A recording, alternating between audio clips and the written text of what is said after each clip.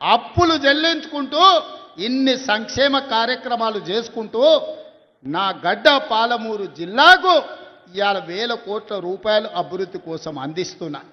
ఇవన్నీ కూడా దేవుడు ఆశీర్వదించి నాకు ఒక అవకాశం ఇచ్చాడు.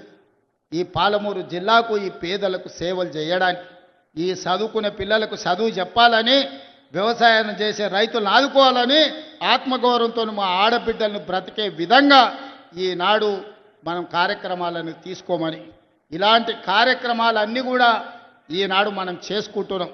అందుకే ఇక్కడికి వచ్చిన మా సోదరులను, మా కుటుంబ సభ్యులను ఊరికి వస్తూనే ఉంటాడు ఎవడో ఒకటి చీకట్ల, సీసాన్ని ఇస్తా అంటాడు, ఆఫ్ అని అంటాడు, ఫుల్ అని అంటాడు.